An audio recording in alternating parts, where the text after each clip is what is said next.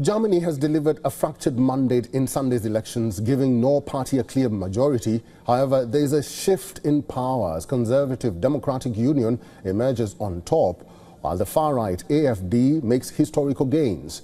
The CDU, led by Friedrich Merz, secured over 28.5% of the votes, followed by far-right AfD at a record vote share of over 20%. The ruling SPD, led by Scholz, trailed at a mere 16%. Let's talk about the seat share. Germany voted to elect 630 lawmakers to the parliament. The CDU secured 208 seats. The AfD comes second at 152 seats. SPD managed to secure only 120 seats, while the Greens managed to win 85. Friedrich Merz, who is now in position to become Germany's next chancellor, has now said that he seeks to form a coalition government with Olaf Scholz's SPD.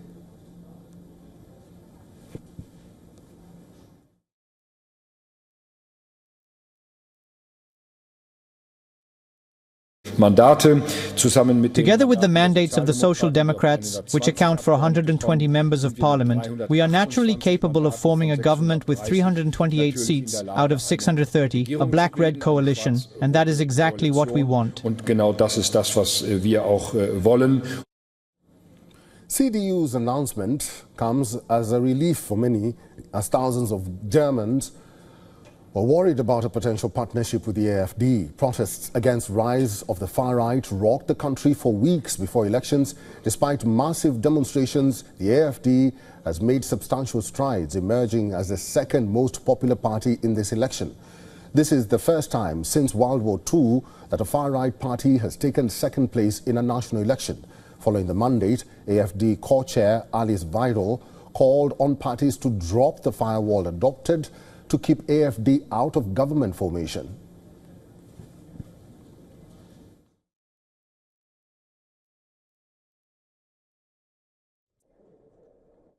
We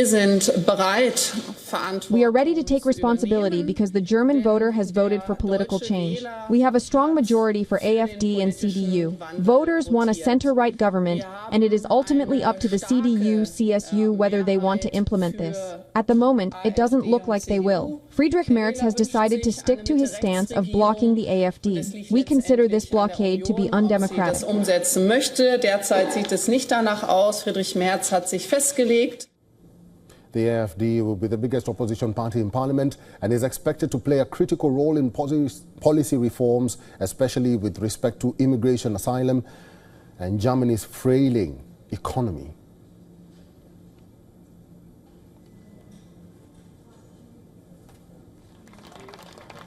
Mr. James Jackson is defense journalist and political analyst, is now joining us live from Berlin. Mr. Jackson, welcome to the show.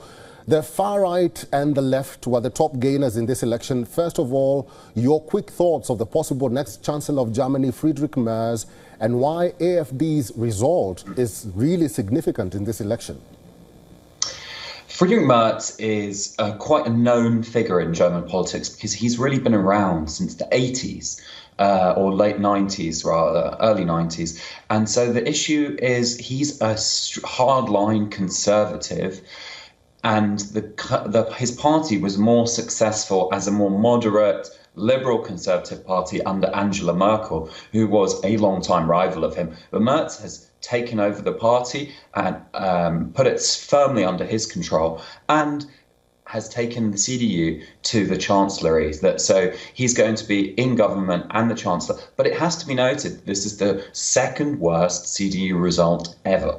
And they came notably short of their goal of 30%. So his strategy should be questioned. His strategy of working with the far right on the immigration bill, his focus on immigration.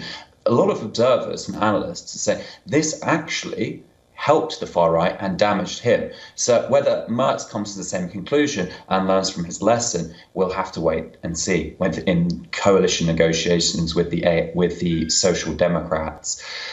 In terms of the AfD, this is a historic result because they've doubled where they were last time and have come second ahead of the Chancellor's party, the Social Democrats. So we are seeing Germany is not immune to this rightward shift in global politics. Mr. Jackson, very quickly, what's next for Germany? And could the AfD be in government now that Friedrich Merz has suggested that he's willing to work with SPD? I don't think that the AfD are going to come into government this time. Maybe next election, we'll have to wait and see, depending how this coalition goes. If they Merz has said that his aim is to form a coalition as soon as possible because of the security risk from Russia and the US being an unreliable partner in NATO under Donald Trump. So he wants to form a governing coalition by Easter and has said Europe is waiting for Germany. So he will be keeping the AfD out. The AfD is, of course, very close to Mr. Putin in some aspects, and particularly in Eastern Germany, which is where they're most strong now. Mm-hmm. Mr. James Jackson, as always, good to see you. Thank you very much for your insights today. Thank you. For all the latest news, download the WION app and subscribe to our YouTube channel.